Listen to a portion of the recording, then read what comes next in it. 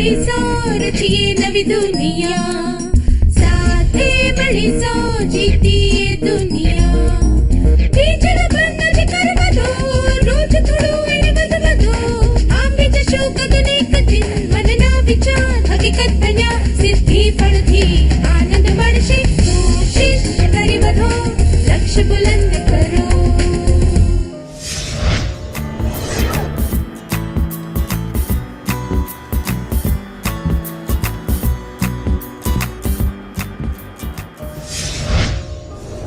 નમસ્કાર વિદ્યાર્થી મિત્રો, તમને બધાને મળીને આનંદ થયો.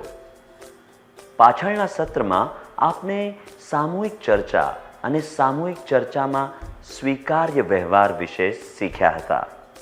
હવે આપણે એક સામૂહિક ચર્ચામાં સારી રીતે ભાગ લેવાની કેટલીક રીતો શીખશું. આપણે લોકોને તેમના ગુણોની લીધે પસંદ કરીએ છીએ.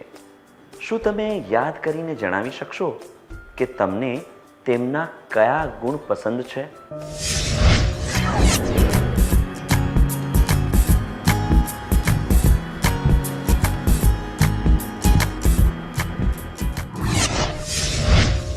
તમારા વિચાર બતાવવા માટે ધન્યવાદ. તમે આ લોકોને તમારા આદર્શ માની શકો છો. તમે તેમના જેવી રીતભાત અપનાવી તમારામાં જ બધા ગુણો લાવી શકો છો. શિક્ષા વિશેષજ્ઞનું કહેવું છે કે લોકો સૌથી પહેલા બીજાની નકલ કરીને કંઈક નવું શીખે છે, પણ નકલ કરવા માટે તે વ્યક્તિને ધ્યાનથી જાણવા જરૂરી હોય છે. ધ્યાનથી જાણવાનો અર્થ છે તેમની રીતભાત, વ્યવહાર, ગુણો વગેરે ધ્યાનથી જોવા. સામૂહિક ચર્ચામાં ભાગ લેવા માટે આ રીત બહુ કામ આવે છે. કોઈને ધ્યાનથી જોઈને આપણે પોતાનામાં બધા ગુણ લાવી શકીએ છીએ. જ્યારે આપણે સામૂહિક ચર્ચામાં ભાગ લઈએ, આપણે ધ્યાનથી જોવું જોઈએ કે લોકો કેવી રીતે તેમના વિચાર પ્રસ્તુત કરે છે. લોકો કેવી રીતે કોઈ વાત ઉપર સંમતિ કે અસંમતિ વ્યક્ત કરે છે. લોકો કેવી રીતે હાવભાવ દર્શાવે છે.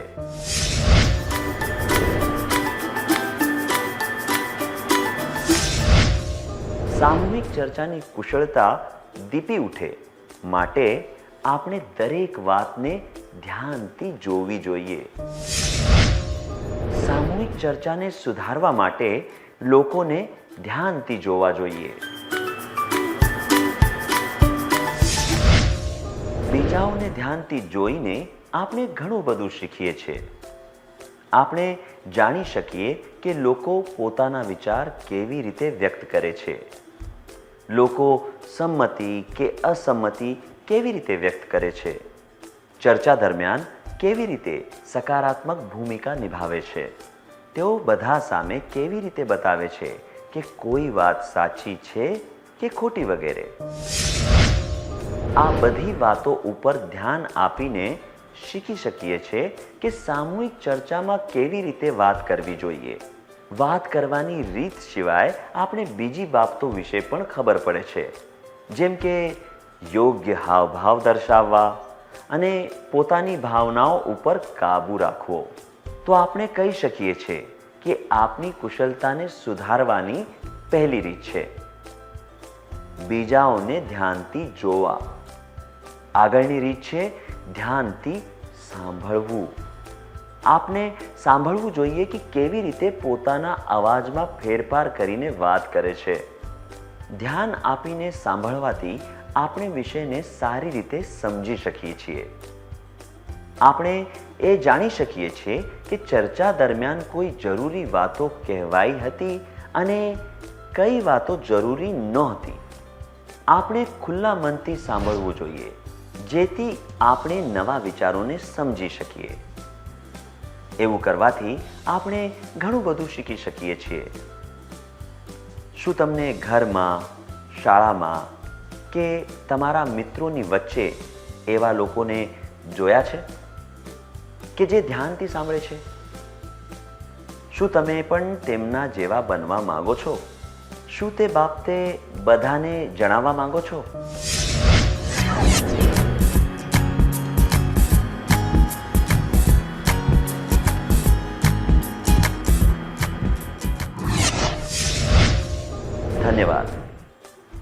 આપણે આપણી માતૃભાષા અને બીજી ભાષાઓ સાંભળીને જ શીખીએ છીએ.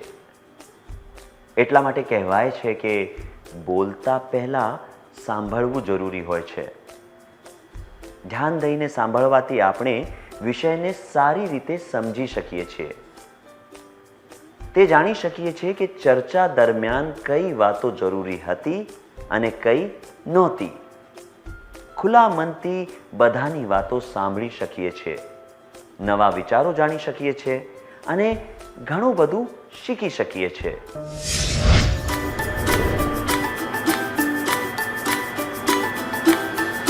સામૂહિક ચર્ચા સુધારવા માટે લોકોને ધ્યાનથી જોવા જોઈએ, ધ્યાનથી સાંભળવા જોઈએ. જો તમે ધ્યાનથી નહીં સાંભળો તો તમે સમજ્યા વિચાર્યા વગર બોલતા જ રહેશો. તે કારણે એ થઈ શકે છે કે તમે કેટલીક જરૂરી વાતો ઉપર ધ્યાન ન આપી શકો અને નવા વિચાર જાણી ન શકો. સામૂહિક ચર્ચાને સુધારવાની આગળની રીત છે તૈયારી કરવી. તમે એક નવું શર્ટ ખરીદવા માંગો છો, તેના માટે મા પાસેથી પૈસા લેવા પડશે. પૈસા આપતા પહેલા મા તમને ઘણા બધા સવાલ પૂછશે. તમારે તેમના બધા જ સવાલોના જવાબ આપવા પડશે. શું તમે બંને આ દૃશ્યનો અભિનય કરી બતાવી શકશો?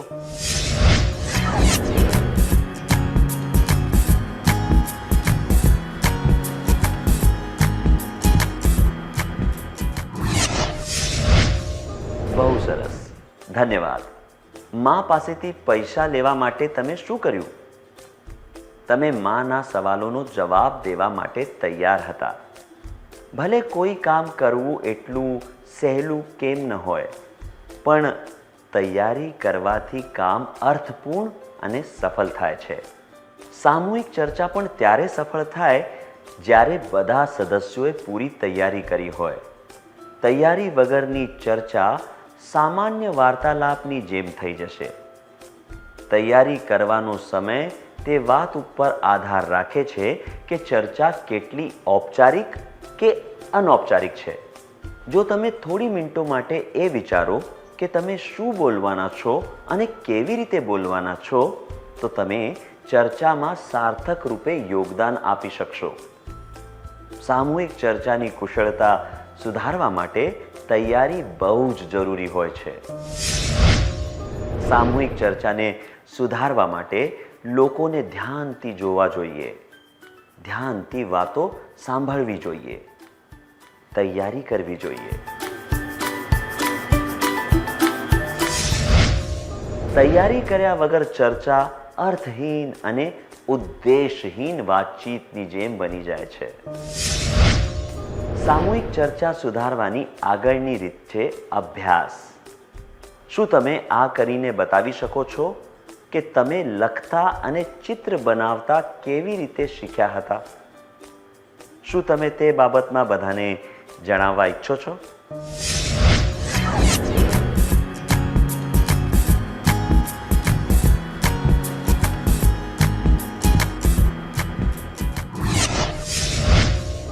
લખવાનું શીખતા પહેલા તમારા હાથમાં જે પણ આવતું તેનાથી આડી અવળી લીટીઓ બનાવવા લાગી જતા હતા.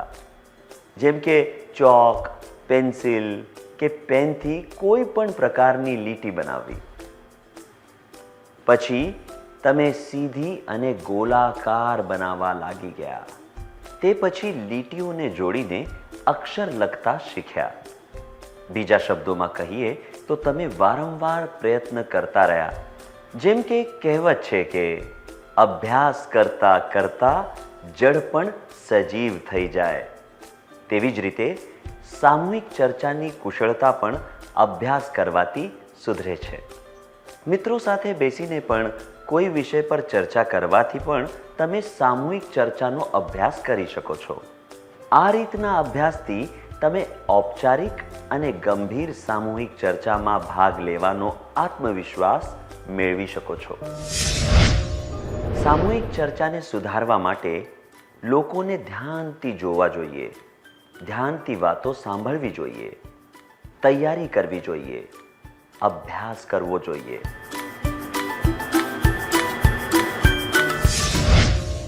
આગળની રીત છે સામૂહિક ચર્ચામાં ભાગ લેવો. તમે સાયકલ ચલાવવા માંગો છો. તમે ધ્યાનથી જુઓ છો કે બીજા લોકો સાયકલ કેવી રીતે ચલાવે છે. તમે જુઓ છો કે લોકો સાયકલ ઉપર કેવી રીતે ચડે છે, પેડલ મારે છે, સાયકલ કેવી રીતે રોકાય છે, વગેરે વગેરે. ત્યારે તમને સૈદ્ધાંતિક રૂપે ખબર પડે છે કે સાયકલ કેવી રીતે ચલાવે છે. પણ તમે અત્યાર સુધી સાયકલ ઉપર બેઠા નથી. શું ફક્ત સાયકલ ચલાવવાના સિદ્ધાંતને જાણીને સાયકલ ચલાવી શકશો?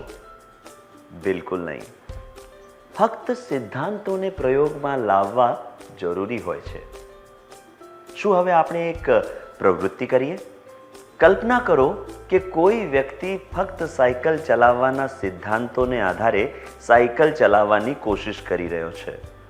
શું તમારામાંથી કોઈ આ દૃશ્યનો અભિનય કરી બતાવી શકે છે?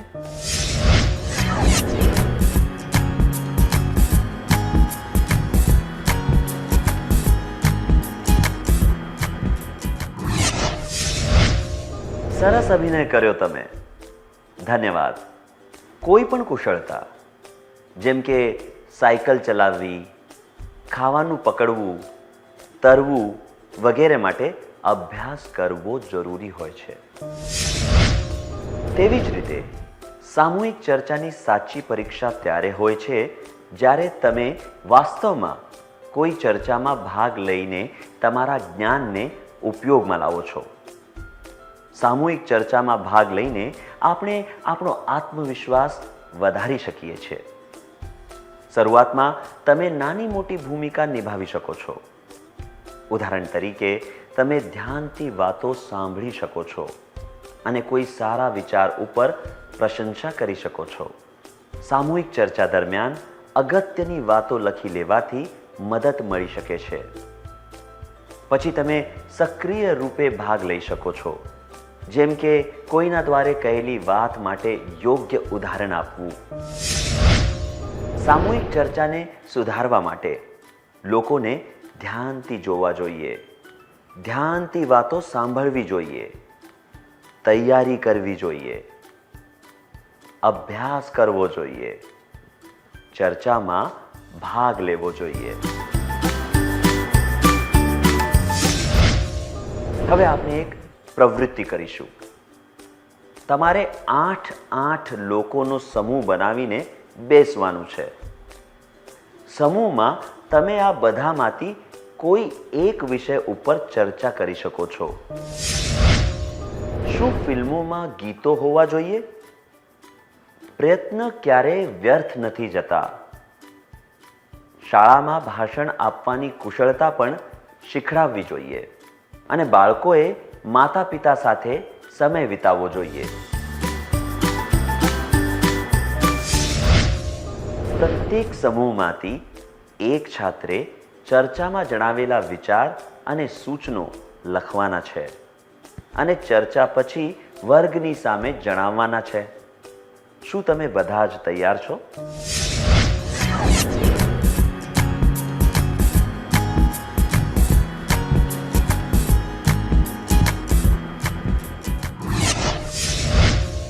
બહુ સરસ.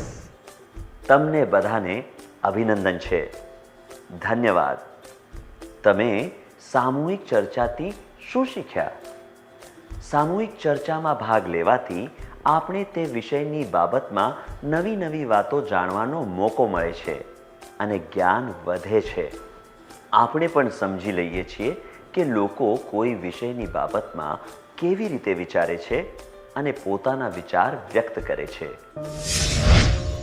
સામૂહિક ચર્ચાના ફાયદાઓ: જ્ઞાન વધે છે, લોકોનો દ્રષ્ટિકોણ સમજવાનો મોકો મળે છે,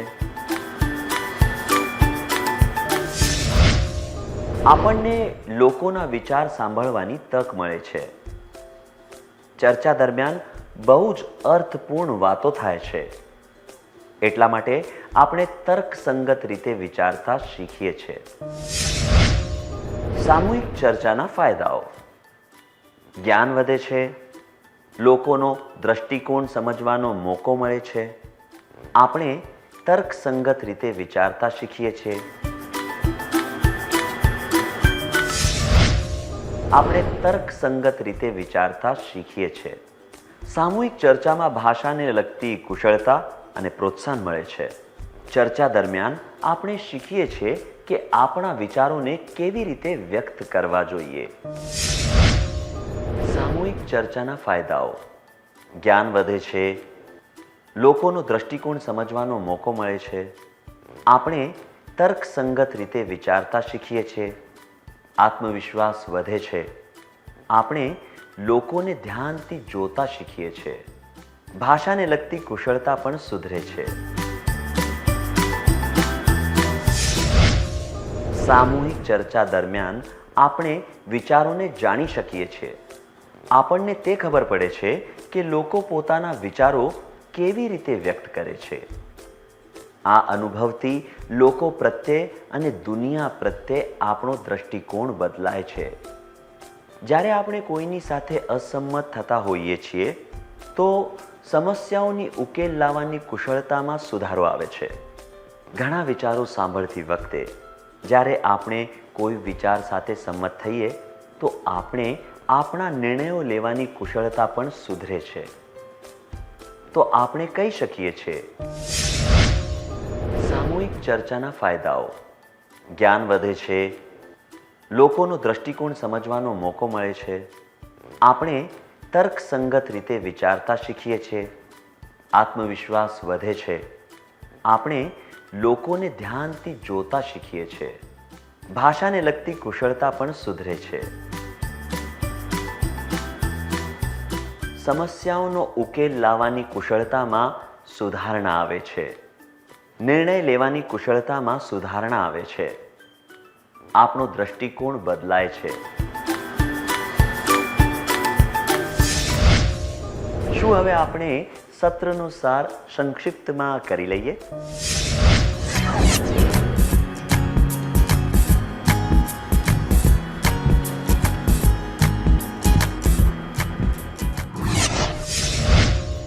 સામૂહિક ચર્ચાને સુધારવા માટે લોકોને ધ્યાનથી જોવા જોઈએ, ધ્યાનથી વાતો સાંભળવી જોઈએ, તૈયારી કરવી જોઈએ, અભ્યાસ કરવો જોઈએ, ચર્ચામાં ભાગ લેવો જોઈએ. સામૂહિક ચર્ચા કરવાથી જ્ઞાન વધે છે, લોકોના દૃષ્ટિકોણને સમજવાનો મોકો મળે છે, આપણે તર્કસંગત રીતે વિચારતા શીખીએ છીએ, આત્મવિશ્વાસ વધે છે, આપણે લોકોને ધ્યાનથી જોતા શીખીએ છીએ, ભાષાને લાગતી કુશળતા પણ સુધરે છે, સમસ્યાઓનો ઉકેલ લાવવાની કુશળતામાં સુધારણા આવે છે, નિર્ણય લેવાની કુશળતામાં સુધારણા આવે છે, આપણો દૃષ્ટિકોણ બદલાય છે.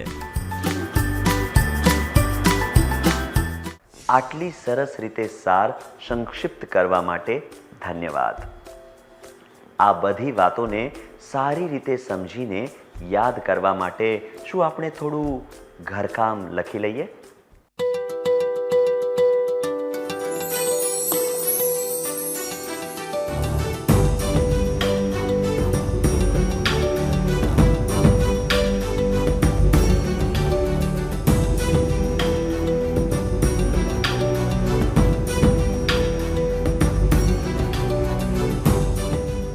પ્રશ્ન 1.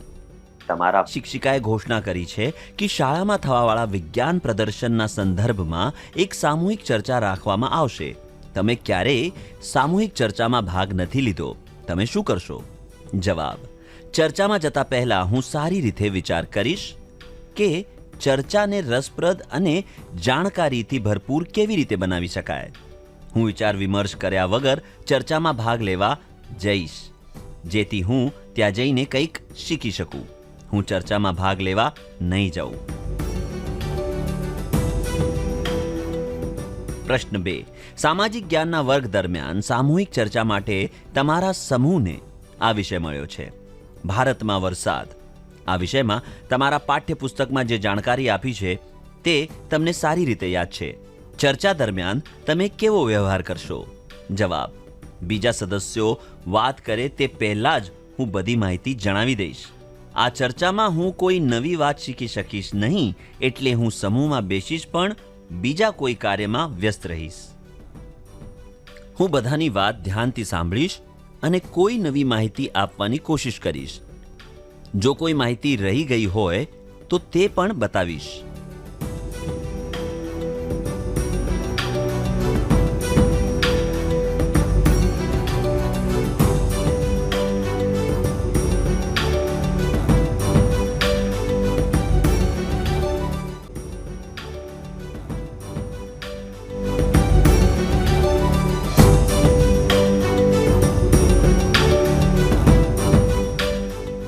શું તમે આગળના સત્રમાં આવતા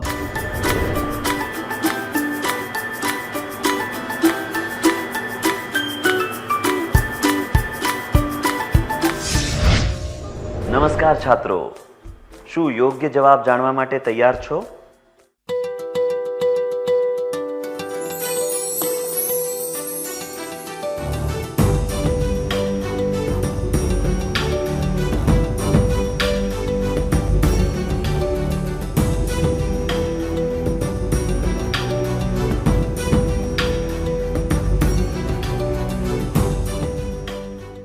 પ્રશ્ન 1. તમારા શિક્ષિકાએ ઘોષણા કરી છે કે શાળામાં થવાવાળા વિજ્ઞાન પ્રદર્શનના સંદર્ભમાં એક સામૂહિક ચર્ચા રાખવામાં આવશે. તમે ક્યારેય સામૂહિક ચર્ચામાં ભાગ નથી લીધો. તમે શું કરશો? આ જવાબ: હું વિચાર વિમર્શ કર્યા વગર ચર્ચામાં ભાગ લેવા જઈશ, જેથી હું ત્યાં જઈને કંઈક શીખી શકું. અયોગ્ય છે, કારણ કે સામૂહિક ચર્ચામાં જતા પહેલા તૈયારી કરવી જરૂરી છે, જેથી ચર્ચા અસરકારક થઈ શકે.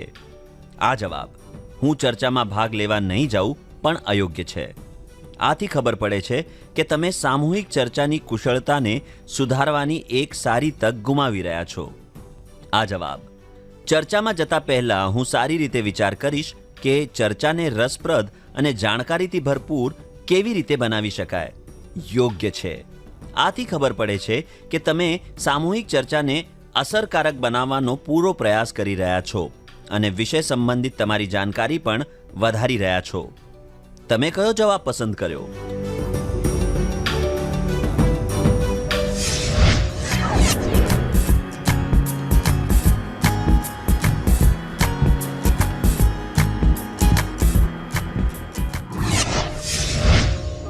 પ્રશ્ન 2.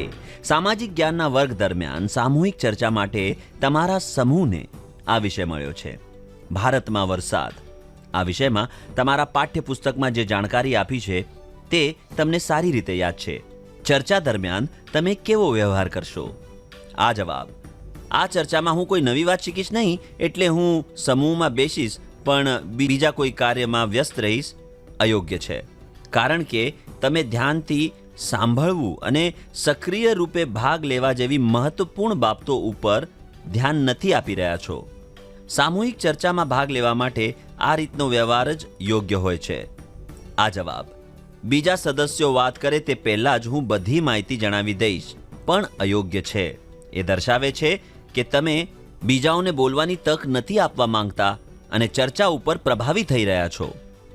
જ્યારે કે આ જવાબ: હું બધાની વાત ધ્યાનથી સાંભળીશ અને કોઈ નવી માહિતી આપવાની કોશિશ કરીશ. જો કોઈ માહિતી રહી ગઈ હોય તો તે પણ બતાવીશ. યોગ્ય છે. એ દર્શાવે છે કે તમે ધ્યાનથી સાંભળો છો, કંઈક નવું શીખવા ઈચ્છો છો અને સક્રિય રૂપે ભાગ લેતા બીજાને સાથે માહિતી વહેંચવા માંગો છો. તમે કયો જવાબ પસંદ કર્યો?